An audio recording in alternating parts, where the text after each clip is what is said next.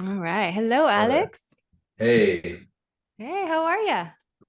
good. How are you doing? I'm doing great. I'm so glad to have you We've on. finally been able to get together and do this. I know. I have actually I've You've been one of been your clients right, before. right. So it's awesome to have you on. There's so many people that are listeners of this podcast that are going to get so much out of this. I'm very grateful for you taking the time out of your busy schedule No to problem. chat with me. Yeah, I'm happy Yeah. to be here. Yeah. So, today I would love to pick your brain around internal family systems therapy and how it's been beneficial for both you, um, as someone who's been both a facilitator of IFS, but also you've been obviously on the receiving end of IFS, and that's what has led to your breakthroughs, um, of relationship OCD and relationship anxiety. So, I'm hoping today that we can answer a lot of questions, for people that are struggling with one foot in, one foot out in their relationships, and how internal family systems therapy, whether they choose to find an IFS practitioner, or whether they just start to take these principles into their own lives on their own, what they can do. So, Sounds good to sounds me. good. Let's do this. Sure. Awesome. Yeah. So what's your relation? I know you had relationship OCD. Yeah. What's your story around that? Oh gosh. Okay. Um, so where do I begin? So I've had relationship OCD since I started dating. Um, It showed up in my first long-term relationship. I was probably, how old was I? Not eight, 19 years old, I believe. And it when it hit me, I remember it hit me. I was laying in bed with her. I think I was going to sleep, and I was looking up at the ceiling, and I remember thinking, I just had that thought, what if I don't love my partner? And then I lost the feelings that I had initially because I was infatuated with her for, probably about a year. Then the feelings went. And, my cultural conditioning told me, well, if you don't have feelings anymore, you should probably find someone else you have feelings about. So, so that's where it started. And then from there, I felt incredible shame and guilt because I'd started a life with this person. We had all our belongings. We lived together. We had an apartment together. And I thought, how can I tell her that I don't have feelings? And I didn't know how to do that. And I didn't want to break her heart. So I felt like a horrible person, as many, I believe, do that struggle with this.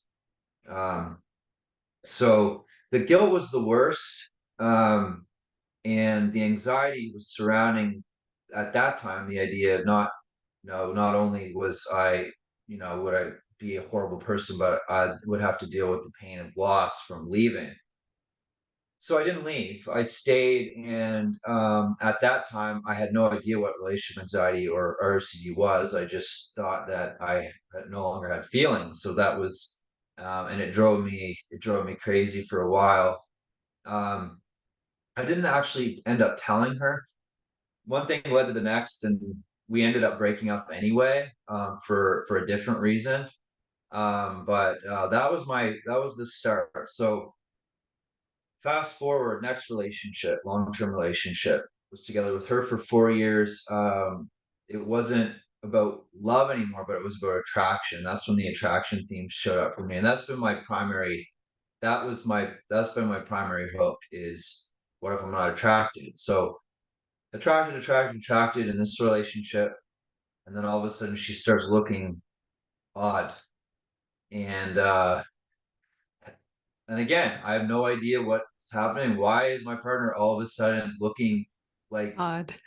odd? Such a good word. Great word choice. Right? That captures it perfectly. Why do they look like Yeah, that? yeah, Mm, right. Like, putty or Play-Doh or something, right? Their face just starts to look different. And so at that point, I had an inclination to Google it. So then I started Googling things. And I stumbled on relationship anxiety at that time. And it was just this one article. I didn't find anything else about it. I found this one article and it just broke down what I was experiencing and it told me how to deal with it. Like I think it was like what I read that was super impactful at that time was don't resist it, just move towards it. So I was like, okay. So I just imagined myself instead of like I could just feel myself what it would feel like to resist it, which was what I had been doing. Fuck, like, okay, this sucks. I don't want this. So this is what I was doing. I don't want this. I'm gonna resist it, which wasn't working. So instead of that, I just imagined myself moving towards the feeling of anxiety and the lack of attraction or whatever. And it worked. I'm like, oh, I can feel towards this. I can move towards this. And that actually helped me a lot. Um, what I think it was what Carl Jung said, what we resist persists. So, I learned that, hey, maybe resisting this isn't the answer. So that was before I even became a therapist. So, Mm. anyway, long story short, let's fast forward to the relationship I'm in now with Dion. So fast forward to now, I'm in the relationship that I'm in. And for those of you who don't know, my partner's name is Dion, and she's also a therapist. And so what had happened this time, which this relationship was the most severe, that the relationship OCD hit me. It was really bad. And how what had happened was I was working with my father as a financial advisor, and I didn't like what I was doing at all. I didn't feel like it aligned with me at all. And for 5 years, I knew that it wasn't what I wanted to do. And eventually, I decided to have the conversation with my dad to leave and do something that I was more passionate about, which was to go move across the continent to the other side of the continent from Nova Scotia to Vancouver and do counseling. And so, huge career transition, huge move to a place I had no friends or nobody, and left the relationship that I had with Dion and to go somewhere else. And then we started doing long distance. Um, and going to a new school and having to find a new job. And I worked at like late nights at a bar, doing that. And so this massive transition basically, it felt like it shattered me. And I got the thought again, what if I don't love my partner? And so that started the most recent relationship OCD journey where I didn't know if I loved her, I didn't know if I was attracted, I was overwhelmed, completely overwhelmed with anxiety and intrusive thoughts. I was sick, I couldn't sleep. I went to the emerge for the psych emerge because I was losing my mind.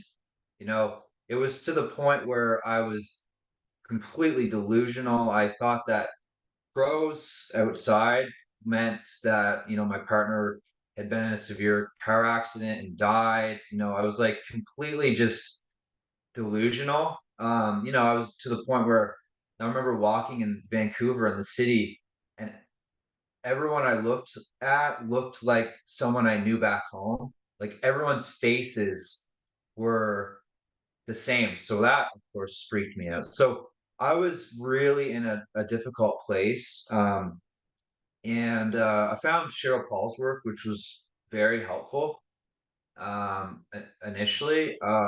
Don't fully align with everything she talks about now, but it's the basic premise of what she talks about and teaches. I definitely am really supportive of her work because it helped me a lot throughout my initial days.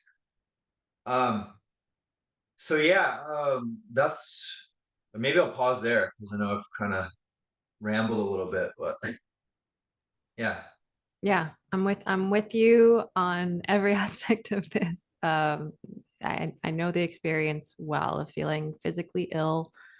Everything's a sign, and everything's a sign. Yeah, everything is a sign. Nothing is without sign. It's like everything no, is God is talking to you through every little exactly. thing.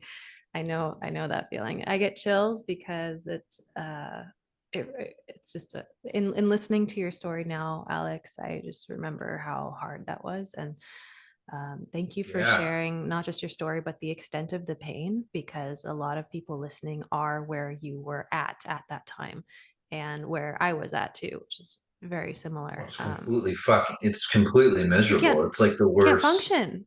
You No, can't function. no. And And you're it's carrying around all this anxiety and you can't do, and there, without anywhere to put it or without any, it's, you can't expose yourself to it because it's your, anyway, we could talk about we'll European talk stuff about that in later, a but bit for sure. Yeah, and so, also but there's yeah, nowhere to put it because no matter where you go, if you tell most people today, if you yep, say this is about my partner, the first thing is they will say is, well, gosh, if you feel this bad, why don't you just end it? You know, it doesn't have to be this way. And ooh, ouch, right? yeah, that's the Um, last thing we want to hear, right? that's the last thing we want to hear. And after, And then all these attractive people are walking around. yeah, So yeah, you can't go anywhere because you're comparing your partner to other attract, like if you have the attraction obsession, right? But so you get together with friends and then you worry you love your friend or a coworker, right? Well, maybe I like them more than my partner. So it's like there's triggers everywhere in the environment, and so yeah, if you're hearing this and you resonate, I really, and it sounds like you too, Natalie, like we get it. We get how bad it is. yep. And yeah, So painful. So when was your, you know, fortunately you're in a place right now where you're able to talk about it from a grounded place where it doesn't affect you as much, or if ever, a relationship anxiety OCD doesn't really affect me anymore. Once in a while, I fall into anxious traps. I guess the extent of it that I experience um, is where I just get the ick around my partner. I'm like, but there isn't this layer of judgment on top of it. that's right. That That's right. there's like, ugh. Well, it but takes a long, yeah, but it's like I know that's gonna pass. It's, of course that's happening. He had a rough day. He didn't get enough sleep last night. I didn't get enough sleep last night. So yeah, of course we're not gonna. He just left the door open after taking a big shit. Like like you know, I'm not gonna feel rainbows and butterflies right now. But there isn't this that's like right. right that happens. Oh, yeah, I mean, just being But human for sure. there isn't this layer of a freak out about it. It's No, I know that no, tomorrow or in a week from now he's going to get a lot of sleep, or he's going to there's going to be a social interaction that he handles really well, and I'm going to be like ooh. So that's right. That's right, it right. all balances out. And I think with you and Dion, it's Dion, right? Not Dion. Dion, Oh, you're back. you there? Yep. um you're Dion, not Dion, right? Yeah, Dion. Yeah. Yeah. And also, you guys have been together for such a long time now. Yeah, we've been And together 7 years now. yeah, so you've built a track record of knowing what to expect. Whereas I think when you're experiencing relationship anxiety over the first 6 months, you don't know if it's going to be like this forever. That's right. Yeah. That's right. I had a lot of help. I had a lot of help. I luckily the first therapist that I saw, and you said earlier about IFS and being it and it being kind of my way, whatever, however you said, take it out of ROCD. It actually wasn't. Tell me IFS, more. I learned IFS after I got through ROCD. Um, Really? I yeah, didn't know that. yeah, interestingly enough, it wasn't IFS. IFS definitely helped like later down the road. And like you're saying, I don't like I very much know I love my partner, like, and I know that I it's not because when I learned, like, let me backtrack a little bit. So um I still got stuff that comes up too. Like I'm not by any means like I'm neurotic as hell. Like I'm completely neurotic. I'm anxious. I have depressive episodes. I get super obsessive about money and about stuff, just things. It doesn't latch on to my relationship anymore, or at least as much. I think it's realistic to know that, like, for people, like, OCD in itself is a complex issue.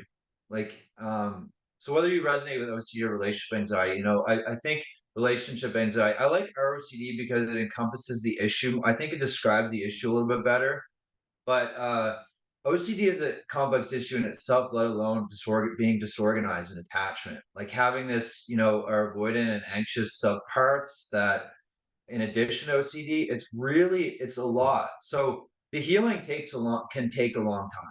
So for me, I don't obsess about my relationship anymore, but I still feel avoidant. Like I still have lack of interest in being connected. I still feel like pushing my partner away, but the difference is, like you said now, is it doesn't matter to me because I know my patterns. Like I know it's like, cool, I'm feeling avoidant right now. I need to make sure that I respect my body and my nervous system and my parts and not try and push past feeling avoidant. Like I gotta check in. What's going on? Like what instead of like, oh my God, I'm feeling avoidant, must mean something about my relationship. See, I don't do that anymore. I don't fall into that cycle anymore. I think that's the difference. I don't get anxious about it. It's like, hey, not attracted to my partner right now, because that still happens. Not going to be attracted to my partner all the time, whether she's in a mood or you're right, for you, like you left the door, whatever.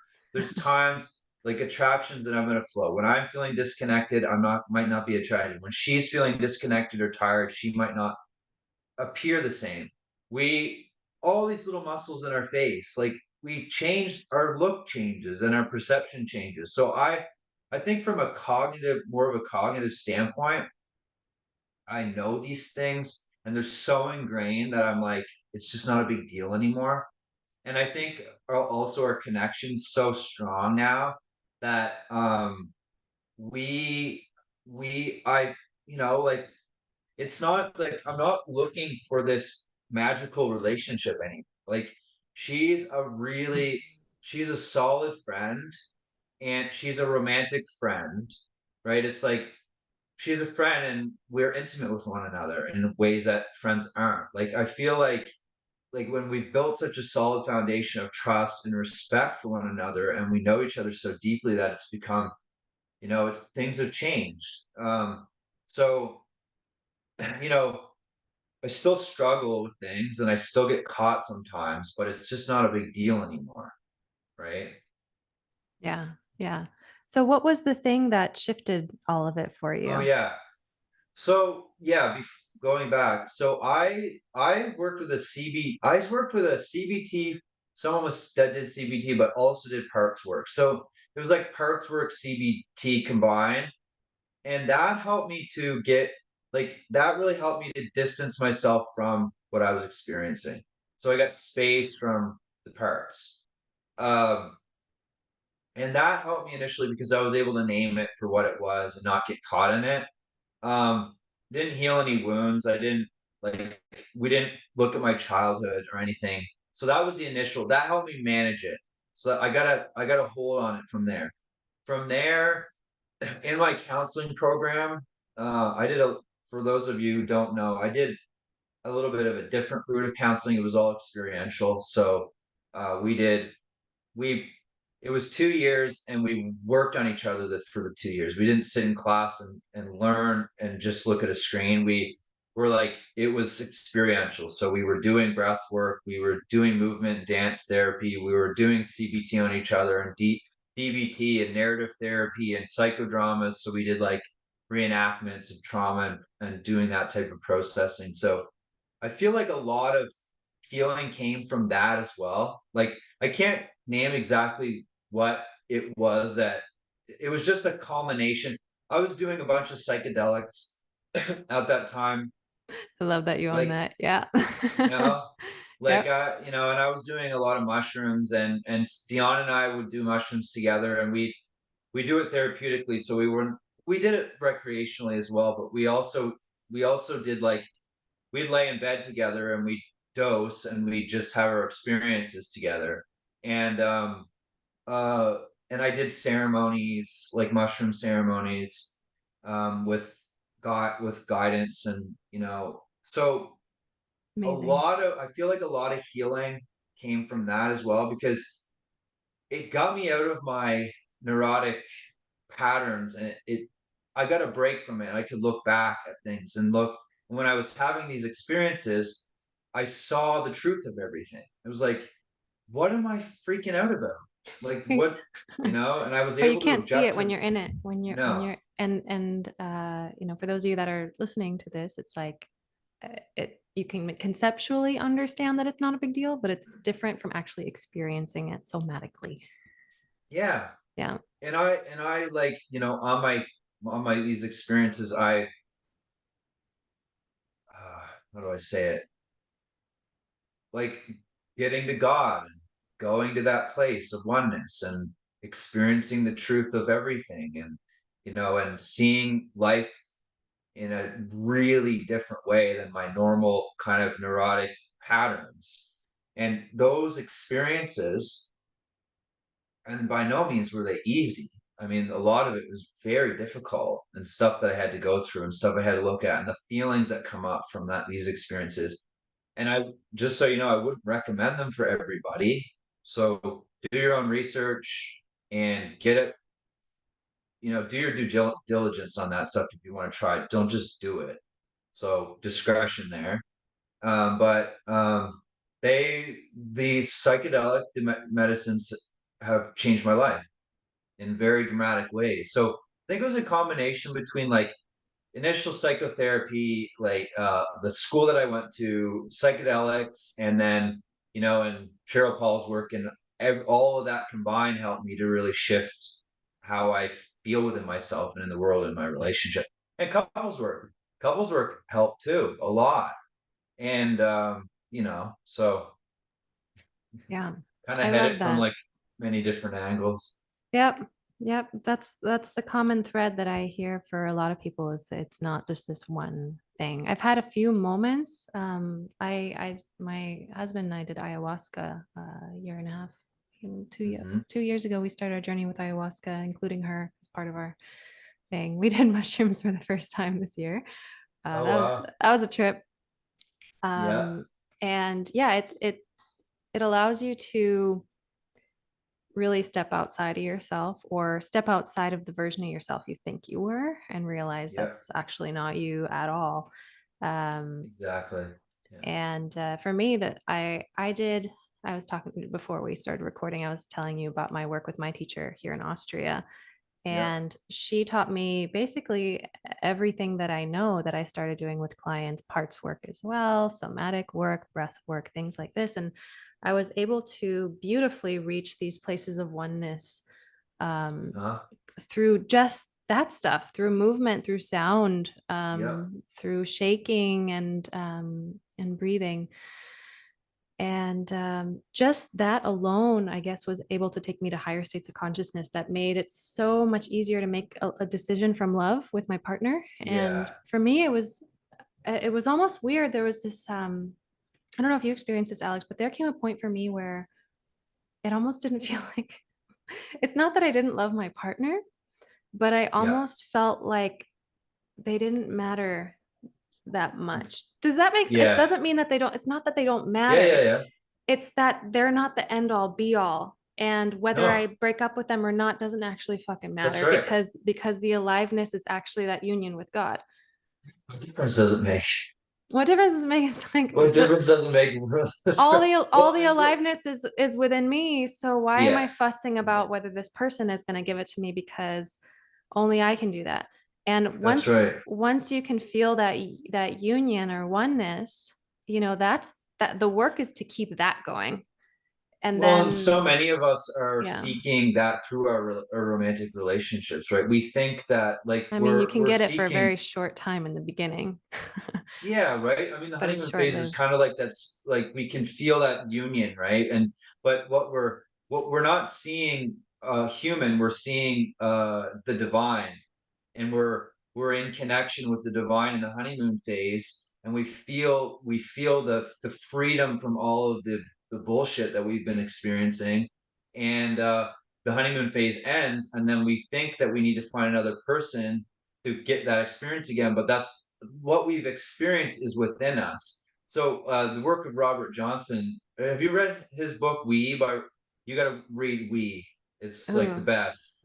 He's a okay. Jungian psychologist. Well, he was. He's dead now, but he talks about the that when we fall in love with a partner, they're showing us, if we're conscious enough, if we learn this, but no one knows this, but we're seeing what's possible inside of us. They're reflecting our own divinity within us, and Mm, they're showing us that that's what we need to go to. We're missing the point. We're missing the point if we go to relationship to find that.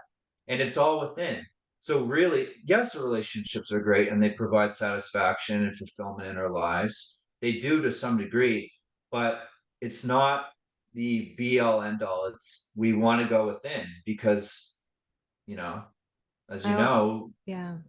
yeah, I always thought that the honeymoon phase or the spark that we experience with another person, it's a reminder of what's possible, but it's not a replacement for your connection to the divine. It'll just give that's you a right. taste. It'll be like, That's hey, right. remember to be alive and to open your heart, because it's the other person isn't necessarily what's making us feel alive. It's the fact that for whatever That's reason right. in their presence we decided to open our heart wide, and that is Yep. what's creating the aliveness. um, That's and right. I also think one thing that meditation has taught me is that um, even when we're craving like more money or an object to buy, the thing that brings us pleasure is not the item, but the level of presence that we give it. And we just happen to give new objects more presence because of their Uh, novelty. I love But that. it's not the item that creates the joy. It's the Right. presence that we've given it. But imagine we were to give that level of presence to everything, whether it was new or not. That open-heartedness, that level of presence is actually what creates the aliveness and the joy. Love it. Mm, Love I it. love that. I'm gonna look into that book. We That sounds Oh, really you got to good. read it. I read it twice, No and way. you Okay. look through it, and there's underlines, and it's all, it's one of those books that I just couldn't put down. So, Okay. uh, it's I'm the getting it. psychology of romantic love, and he talks about love, what love really is, and what romantic love is, and it's just fantastic. For anyone of you who haven't read that, We by Robert Johnson, it's the best. Definitely gonna put that on my Kindle. All right. Well, the so for those of you that are on the edge of your seats wondering, okay, that sounds amazing. Like, what do I do if I am in that place right now where I have um if maybe I don't have access to mushrooms or it's not something I'm ready for. Um not that mushrooms is a end all be all. There's psychedelics is not the only way, and I also, like you, do not always recommend it. I think those things find you. Ketamine's legal now, though. Ketamine's What? legal, and they're ketamine. Have you heard Oh of yes, ketamine? I have heard of it. I haven't done it though. Have you done it? Nope, No. There's hasn't come my way.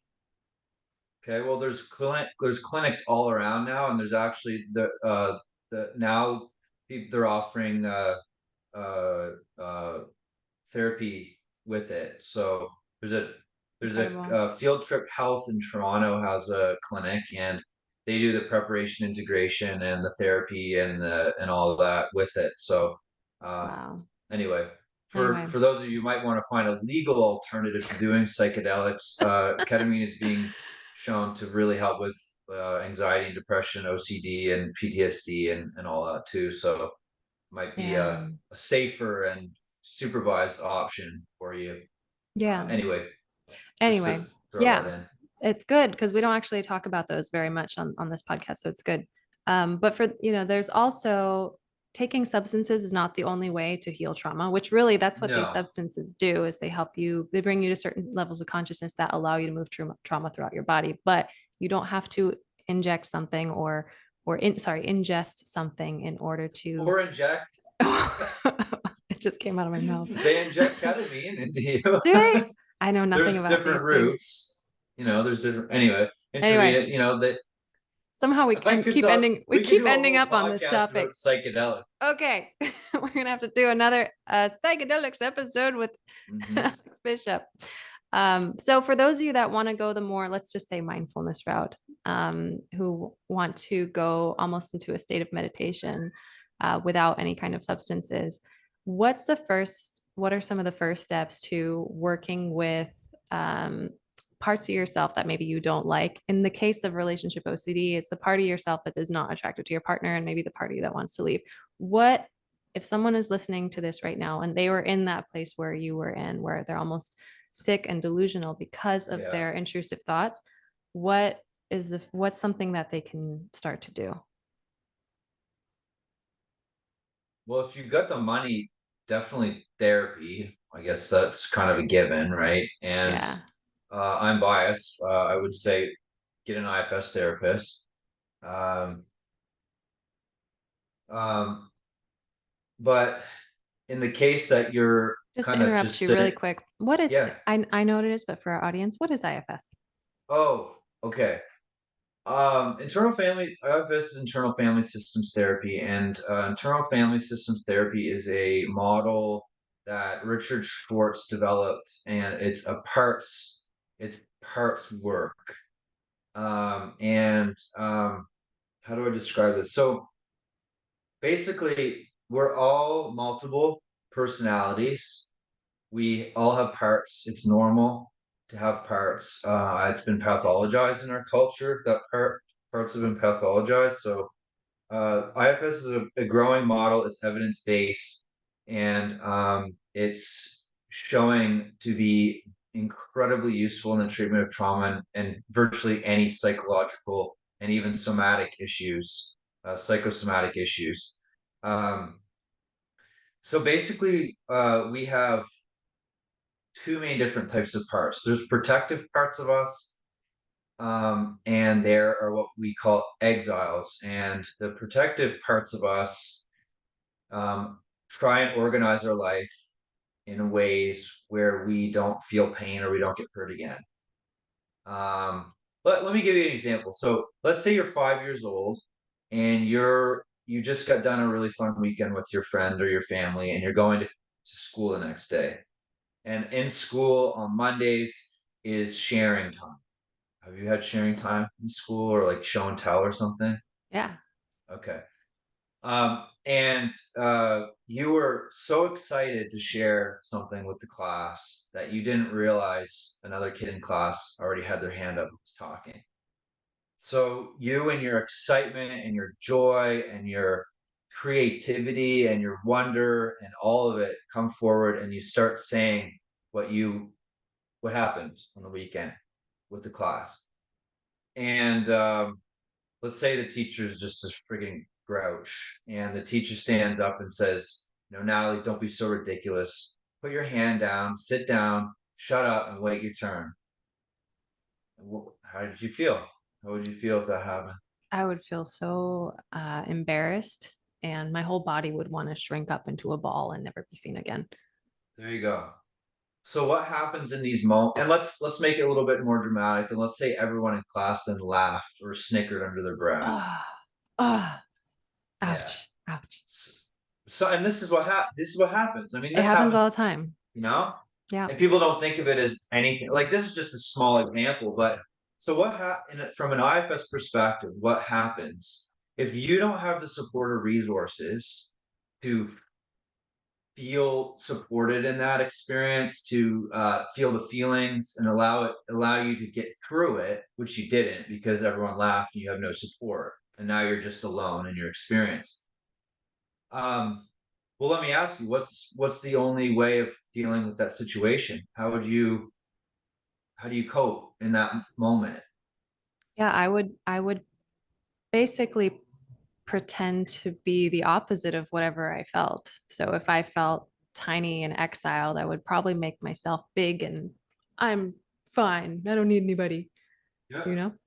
could could happen, right? So there's all of these adaptations or parts take on these roles in these moments to protect us. So what happened was you probably we would feel shame, we would feel embarrassed.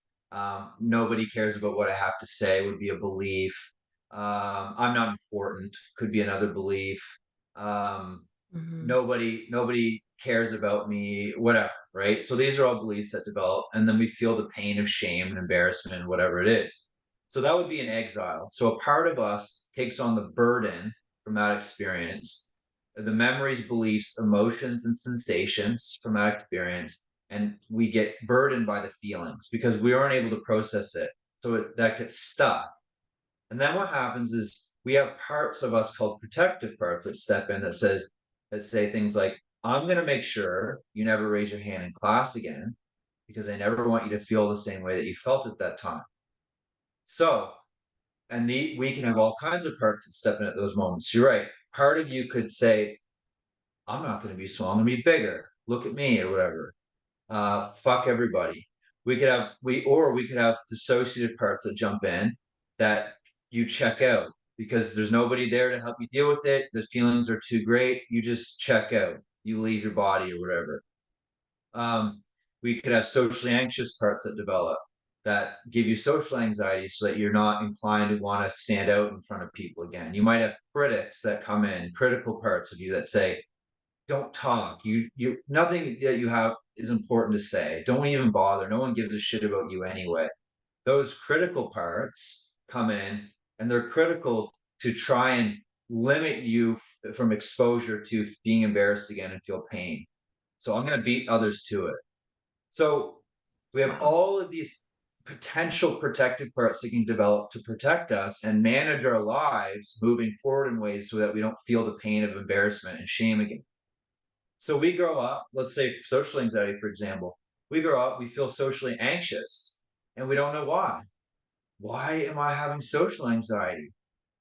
Well, if we peel back the layers and we go inside and we get to know the social anxiety, which is what we do in IFS. This was you, Alex. I have social anxiety. I don't know why. Help me deal with it. Okay. I would say, now just take a moment and see if you can find that in your body, social anxiety, and then that will be a gateway to that part of you. And through being with the body and the feelings and the emotions, the sensations, we can get in touch with this part of you who took on the role to protect you from being shamed again. And throughout this process, there's a lot more to it for those that are listening, but on a kind of on a basic level, we would ask that socially anxious part, tell it, what are you afraid would happen if you didn't give Natalie social anxiety? I'm afraid Natalie would be embarrassed and feel shame. Oh, okay. Would you be willing to let us be with the part that feels or carries the shame and embarrassment? Okay. Once we get permission, you get access to that memory that was exiled because you don't know Mm, why, because it gets yeah. pushed into the back out of consciousness because of how difficult it was. And then we have the chance to go back to that little girl who experienced that, and we get to help her to reprocess the experience. So love her. I'm here for you now. What did you need? Tell me all about it first. We witness it. Tell me all about the experience and how it felt. And once she tells us, what did you need that didn't happen? Well, I needed everyone in class to stand up and support me. Like imagine being in that same situation. Instead of everyone laughing, everyone stood up and said, this isn't acceptable. We really like Natalie and we want to hear what she has to say. So Yeah. you're not alone in it anymore, right? Let's Mm. say the child also says, I needed the teacher to apologize in front of everyone and let everyone know that she was having a bad day and it meant nothing about Natalie. So we're rewriting the narrative as it lives in our subconscious. We're making the unconscious conscious and we're correcting the experience or we're redoing it. Um, and that has a direct impact on our brain. There's memory reconsolidation, the research out. I don't know if you read anything on memory reconsolidation? I haven't, but I have had the experience of through my imagination. My teacher, Steffi Price, basically through my imagination, had me guide myself through the circumstance I would have liked to have had in Yep, response to the trauma and somatically experiencing that in real time through my own imagination. that's right. That's right. Yeah. So basically, when I forget exactly how it's worded, but and there's an article, there's a free paper on memory reconciliation. You can Google it. There's a list of therapies. I think IFS is listed as one of them, but EMDR and there's accelerated dynamic experiential psych. There's a list of therapies that include memory reconciliation. And when, as soon as we bring the witnessing to the exile, there a synapse opens, and it gives the opportunity for a new connection to be made in the brain. And I think the synapse one that as soon as we seek to redo it, the synapse is open for like I think it's like it's either 30 minutes or 3 hours or something. And it gives the brain a new opportunity to rewrite the experience. And when the new experience is there, the synapse, I think it closes. Don't quote me on any of this stuff, but this is from what I remember. So when the new experience is rewritten, it changes the landscape inside. So once it's done, we take the part out of the past, we integrate into the present moment, and instead of nobody cares about me, it's hey, even though bad things happen, even though maybe someone speaks to me in front of, I know that I have the support of others. So have a different feeling in the way it resides in us. And that way, and then once that happens, once the part releases the burden, that experience, the socially anxious part also lets go of the social anxiety. I no longer need to protect you from feeling shame because there's no more shame there. Right. Right. So Yeah. this is the transformational quality of IFS that when the wound and the memory is healed, uh, we no longer struggle with the symptoms. And that translates across all symptoms: depression, anxiety, social anxiety, relationship OCD, whatever it is. If it's linked to traumatic memory, which a lot of it is, we can heal it. And IFS gives us a way to do that in a complete way. Hmm. So, How did someone that who answer? has relationship OCD with a fixation on attraction, like what are their protectors and exiles in that moment? So this is interesting. I've found a number of different parts. It's interesting. It's not all, but I find a larger percentage of the attraction. Like I know a lot of females struggle with it too, but a lot of my male clients that I've had have struggled with attraction, mainly attraction obsessions. But what people that struggle with attraction obsessions are primarily um, their value has been based a lot on the way they look.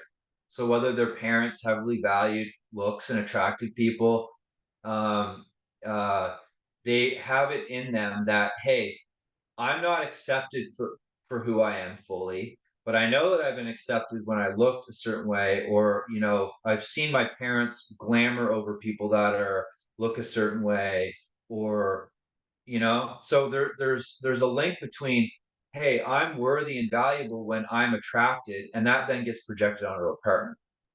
Oh, Yeah, I I'm think worthy and for valuable. Yeah.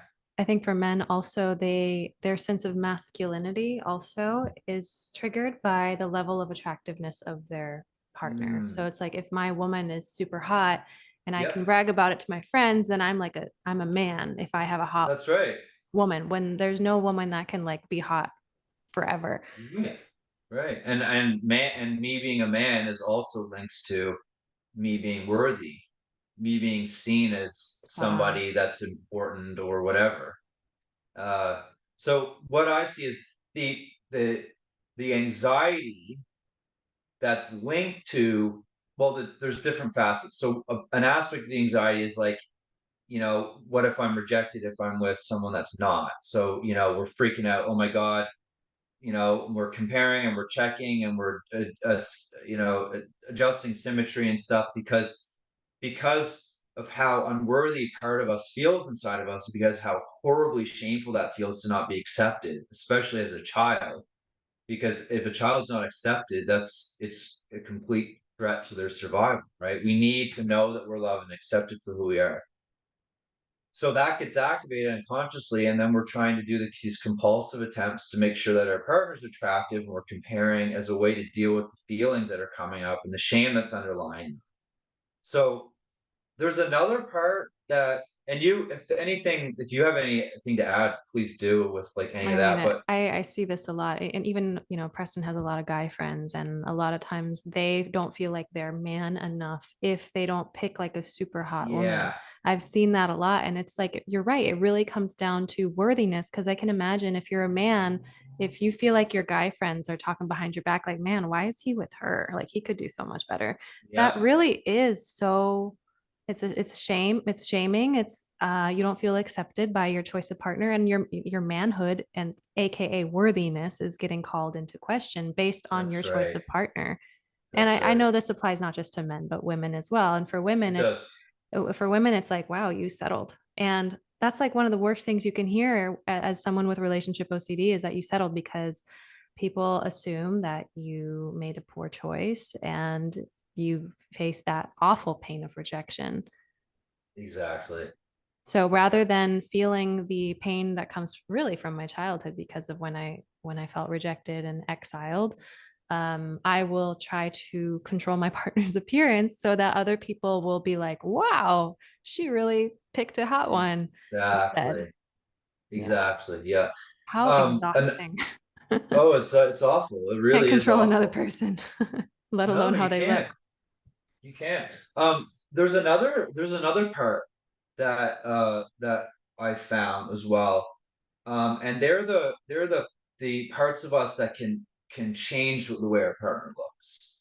So we can have protective parts that can alter reality. They can change the way our reality looks. So they can make our partners look like monsters. They can change the physical appearance of our partners. And that links more to the avoidant threat response where this person's not safe. I'll do whatever it takes to get out of this relationship. And those Yeah. go along with the breakup urges and that as a way to distance. So if I can make like the parts thinking is if I can like Natalie, let's say I'm a part of you, and this is my thinking as a part of you. If I can make Natalie disgusted with her partner, then I can repel her away from him so that she doesn't get close and she doesn't get hurt or rejected or abandoned or denied or whatever, right? So parts can all function in all kinds of different weird and amazing way. It's amazing to me. It's unsettling, but it's to me from an outsider's perspective to see what parts are capable of inside of us. It's incredible. Yeah, it is incredible. And also, you just flipped a cultural narrative on its head regarding the whole concept of the ick. Most of us think if you get the ick, that means you don't respect them, you're not into them Bullshit. anymore. And like that can be true. I think, I've heard some people get the ick when their partner is abusive. And I'm like, okay, that makes sense. But if your partner's just sitting on the couch and nothing is going on and nothing has been going on and you just get it out of nowhere, yeah, That's right. it's a brilliant Well, mechanism well, to to erode yeah. intimacy and avoid it. It begs the question though, why do you not see that they're abusive before you get the ick? Right? Like, why would the ick need to be a sign? Because if you're in an abusive relationship, there's another reason why you don't see them as abusive and see it as a problem. And that's something that we'd have to look at. Just because, but I get it, right? Like sometimes our body's telling us, hey, this is dangerous. And consciously, we're not seeing it because perhaps the environment we were raised in was abusive and a fish can't see the water it's swimming in. So it's normalized. This is how I'm treated. This is what love looks like. And we don't know that love is completely not being hurt or being taken advantage of or manipulated. So we would want to look at that too, right? So, but if you're right, if you're with a respectful person that's trustworthy and whatever, and you get the ick, there's more beneath the surface that we want to look at. And you don't want to just, that's the thing. People with ROCD are so inclined to meaning make at every single thing that could be off or wrong. And we have to check that out. We got to go beneath the surface. to find where it's really rooted in. And it's oftentimes not that you're with the wrong person. I don't believe in the wrong relationship, but there are cases where people that I see people that eventually they're like, fuck, I'm in this horrible relationship. And it's not because they're the wrong partner. It's because this person treats me like shit and I'm not going to put up with it anymore because now I know my worth.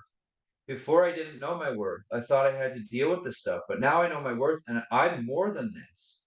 That's where people find inside of them, this is wrong.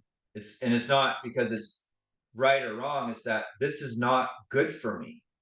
And so, but 9 times out of 10, it's like I'm with a healthy partner and it's these protective parts that are getting in the way of me feeling love and being attracted.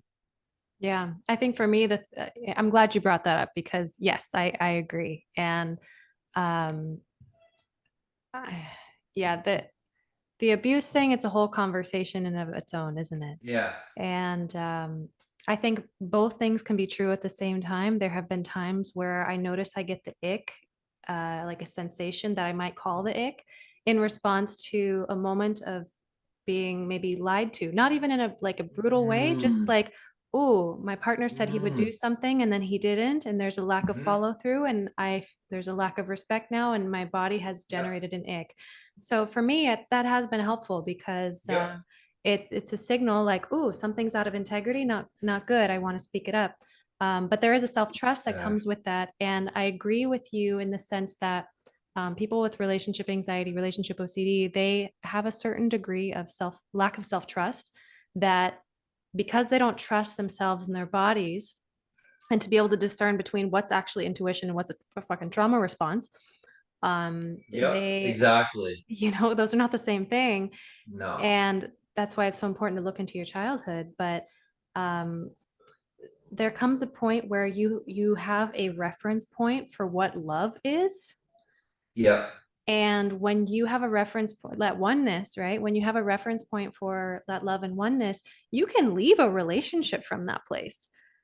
Sure. People think that a breakup has to feel terrible and staying together has to feel wonderful.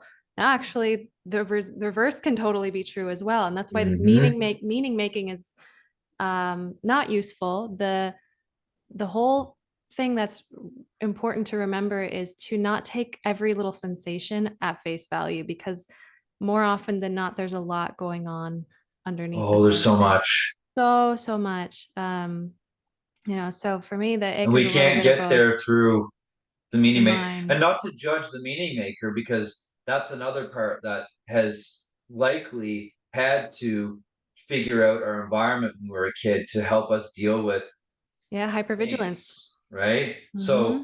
I needed to, I learned that, oh, how's mom's mood right now? Or what, like these thinking, intellectual, meaning making parts were very helpful for us growing up, and they're not anymore. So we have to help them out of it.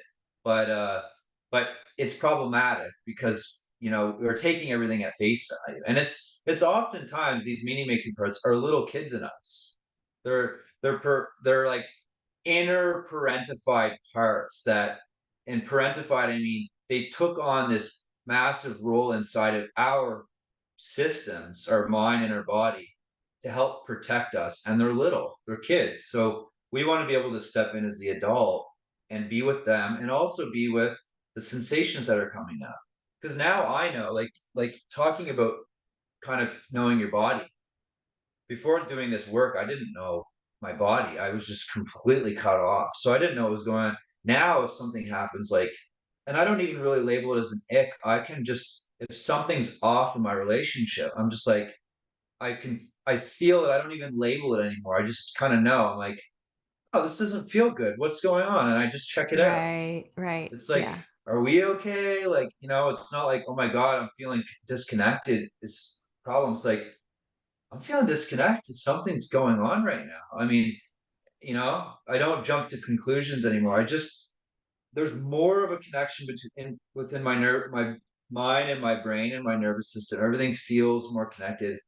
And I have just sort of a knowing of like what's happening inside of me. It's not like I get an ick and I'm like, oh fuck, what's this ick? It's like, no, like this is there's an emotional quality to it. There's a sensation here. Maybe I don't know exactly what it is all the time. Like sometimes I get anxious and I don't know why I'm anxious, but I can pretty easily find out if I just check in. Like, oh, it's because I haven't figured out my finances or whatever. And a part of me is, whatever. Yeah. I mean, what I'm hearing you say, Alex, is there's a difference between being with a wordless sensation or a Mm, wordless an inner experience that doesn't necessarily need a labeling using a word that everybody seems to think means something very specific. I remember on TikTok mm. just a couple weeks ago, I was kind of questioning the word settle. You know how much I hate the word settle. And I was Yeah, like, what if we redefine settling to, making a choice despite uncertainty about the future? And you know how culture is. I was like, oh, honey, everyone was like, tell me you settled without telling me you settled. And I was like, man, y'all are missing the point. And I think ick yep, is maybe the same way.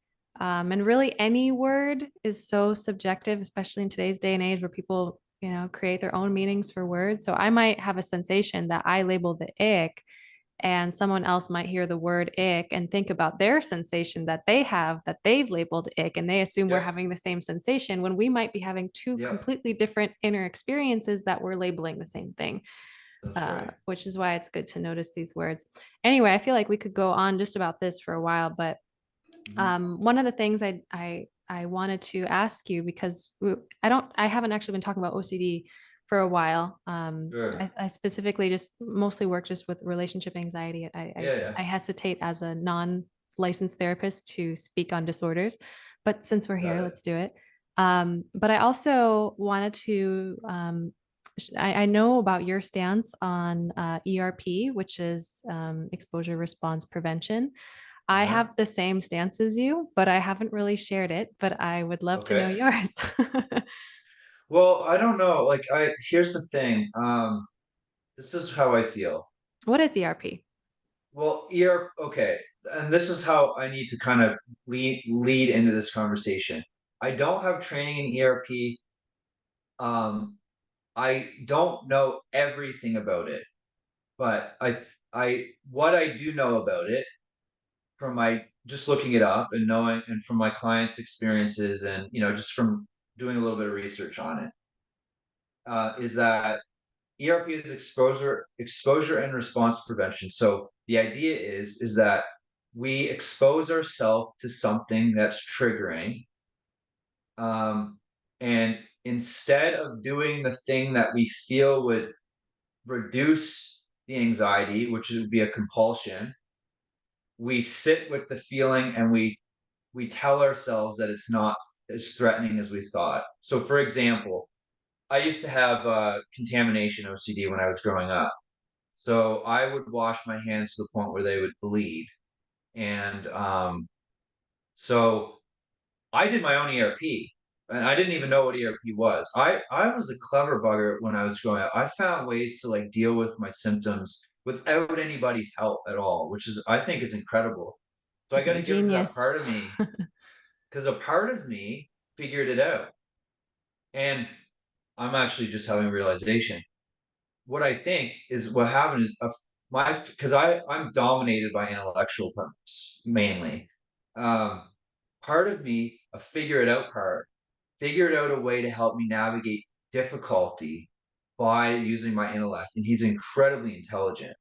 So anyway, what he did, I guess what I'm learning right now as I talk, what he figured out was this part of me figured out a way to do ERP without knowing it. So what I did was I I so this is where ERP works. And because ERP does work for some people and it can be Yes. really helpful. Like Yes. and not like I had someone that that emailed me that said and I get this, like people on Instagram and stuff, they say ERP made things worse, which can happen too. So I think there is a place for it, and perhaps there's also the practitioner plays into that as well as a where it can be problematic. But what where it does work, and what I did was I stopped washing my hands because I thought this is where the obsession was for me. Something bad is going to happen. I'm going to contaminate my family. I'm going to make them sick or ill. So I need to wash my hands so that doesn't happen. So I would, like maybe I touch my butt or something. Like, Yeah. and I'm like, fuck, like I got shit on my hand or something. This is Yeah. how it It's happened, very right? real. Very And real. like, Yeah. oh my God, I'm such a horrible person. If I touched my ass and I touched someone and there was shit on it and I got on them, how fucking shitty am I to do that? And that's shame. This is the shame that I still carry to some degree within my system, very much less than it was because of some of the work that I've done. But that's so shame is OCD is rooted in shame. I strongly believe that, and that's why I believe it's trauma response. So I stopped washing my hands because intellectually I knew this is so dumb. Like, what am I doing? So I stopped and I realized that, hey, nothing bad is happening. And like my family's not going to die or they're not going to get sick or whatever. So I was able to deal with that through exposing myself to the anxiety of not washing my hands and preventing the response that I would normally do by doing the compulsion, Yeah. It's like a which helped. willpower almost. It's your Yeah. will to override the compulsion. Yeah. And Yeah. it can be incredibly painful for people to do that because the anxiety that they're experiencing is very overwhelming. So to sit with it can be very painful. So the reason, so yes, it's helpful for some people, and I think that it could be a good coping skill for people. But the problem with ERP is that, especially with relationship OCD, it's too complex for ERP, I think, for a lot of people because your partner is so triggered. Your partner is the object of the thing, right? So it's and we have the attachment issues that come into play. And ROCD is heavily rooted in attachment issues. It's not just this obsession and compulsion that we have to do, like washing our hands or whatever. It goes a lot deeper than that. So I think we need a more well-rounded approach to deal with that. So that's why I prefer to use something like IFS because ERP is also not transformational. It doesn't heal anything. And it actually, its perspective is that it's not rooted in trauma or wounding. So it doesn't look at what's under the surface. It looks at it actually, what from my understanding, and I I invite any corrections on this for anyone who might know better. Yes, From me my too. understanding, it says that looking deeper is a problem because it can because people with OCD get so focused on what is this? I'm like, where is this coming from? That it says it's easier to just not worry about where it's coming from and just do the thing, do the Right. And system, right?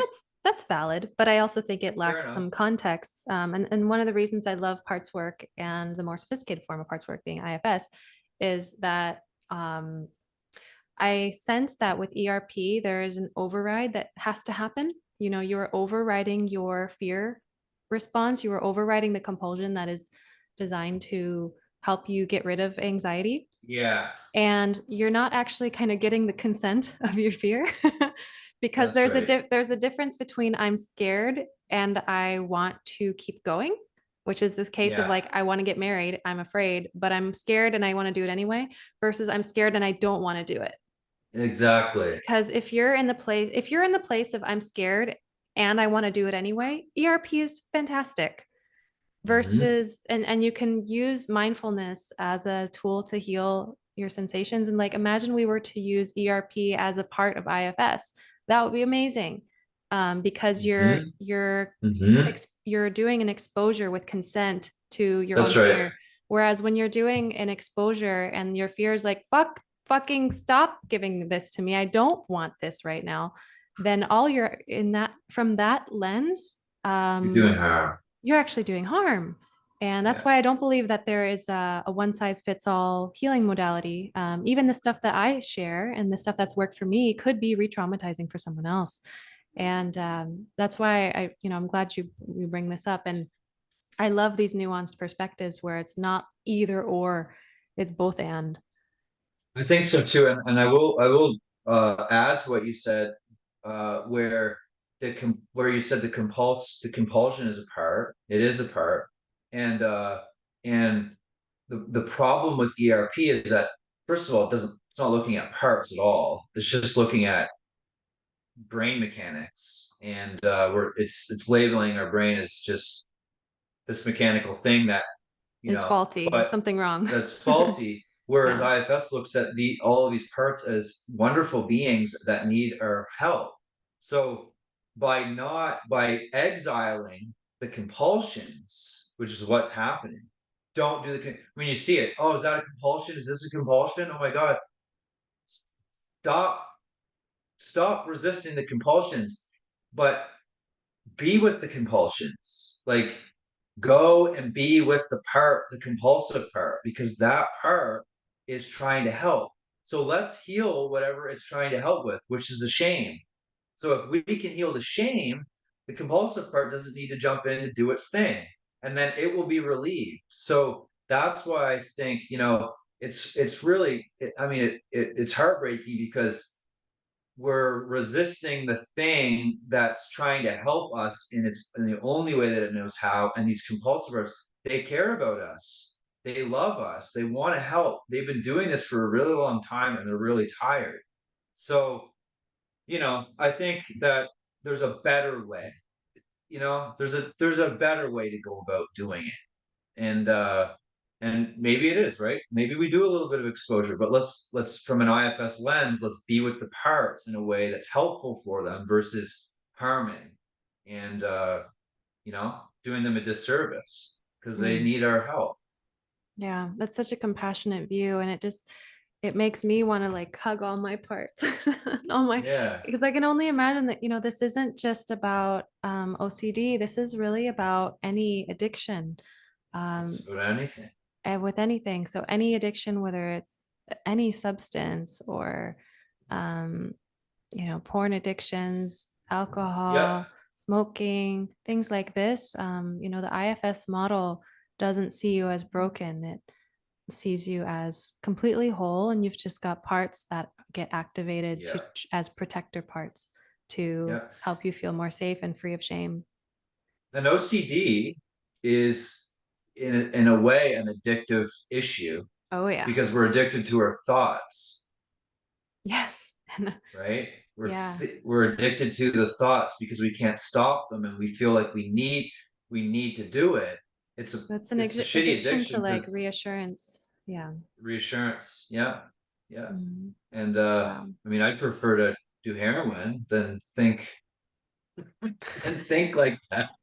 But hey, I mean, whatever works. Whatever works. Whatever works, man. Well, And just so everyone knows, I've never done heroin, so just need to well, add like that little, just like let's just be clear.